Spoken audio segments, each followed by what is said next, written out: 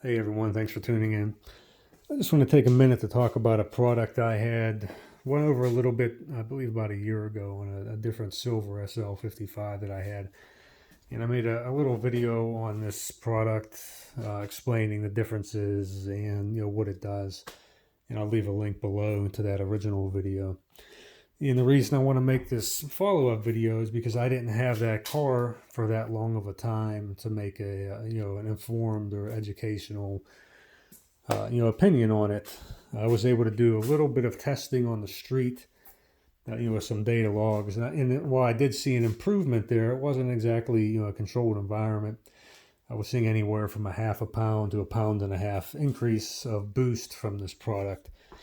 And this time around, while I have this vehicle here and I have the resources to throw it back on the dyno after getting the pulley done, I thought it'd be a good time to make this video before I put it back up for sale and move it on to another person. So this product that I'm talking about is from a company called ZPE out of California, and it is called Griptec. And this may look like a pretty ordinary, clutch supercharger pulley. The magic is in the valleys and grooves of the actual pulley here. I'm not sure if I'm going to be able to catch this. This is always hard to catch. If I zoom in here, you can see all the little sipes and lines cut into this pulley. And if you run your finger over it, it almost feels like a fine grit sandpaper. It has a rough surface on it. When compared to a stock supercharger pulley like the one from Mercedes here, which is very smooth and slippery. So we'll talk about the benefits of that. So why would somebody want this coating on it? You think, well, maybe that's going to chew up my belt really fast. I'm going to be changing my belt every 500 miles because of this. And that's really not the case, because the machining on this is very, very fine, and it's not very coarse like a competitor or competing product. I believe it's called carbonite, and that's a completely different process to get similar results. But that carbonite, from what I've read and heard, is very harsh on a supercharger belt, and you will tear up your belt very fast with that carbonite. But this company, ZPE, makes pulleys for all different kinds of vehicles. And I see these all over the forums with CTSV guys, a lot of other cars, Hellcats, I believe, too, that have superchargers from the factory. So they're finally kind of getting into the Mercedes game, and eventually they're going to have their own product, their supercharger pulley, which is supposed to be out by the end of this year, which is going to be a little different from all the competing products for this platform right now. They have a couple other, cool things about it, which they'll probably announce, sometime soon. But I'm looking forward to getting one of their actually, products that they make in-house from scratch, instead of sending in a competing company's product and having them do their thing to it. So this was just like the Mercedes pulley before. It didn't have this, like I said, this Griptec outer coating on it here, or machining process, and it was slippery just like the stock supercharger pulley. And even with the addition of this belt wrap kit here, you can see the arm going across. It adds an additional idler pulley on right here.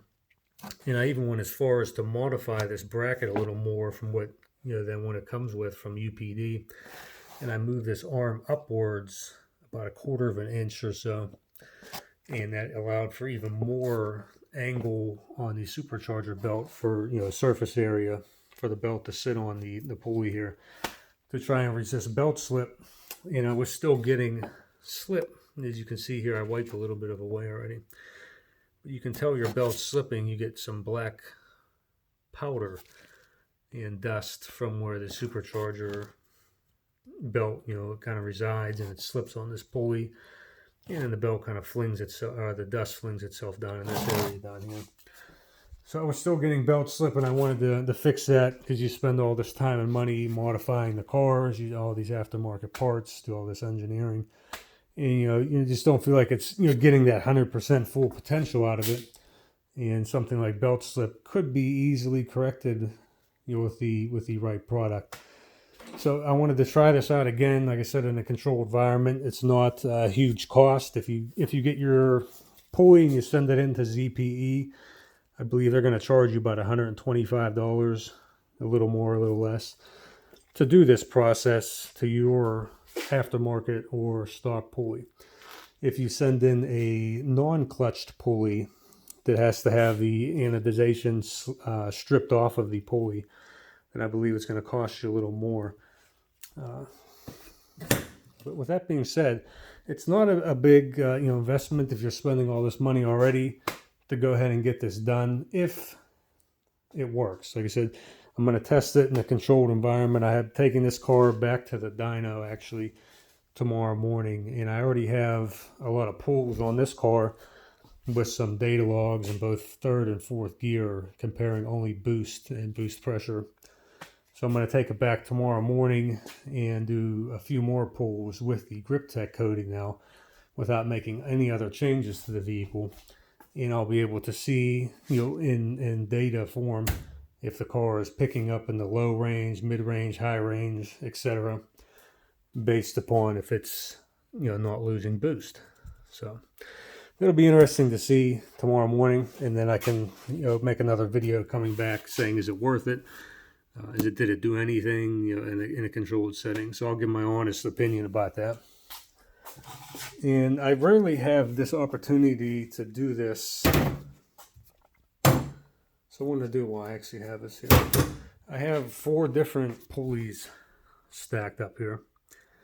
And I have a stock pulley and then 3 aftermarket pulleys.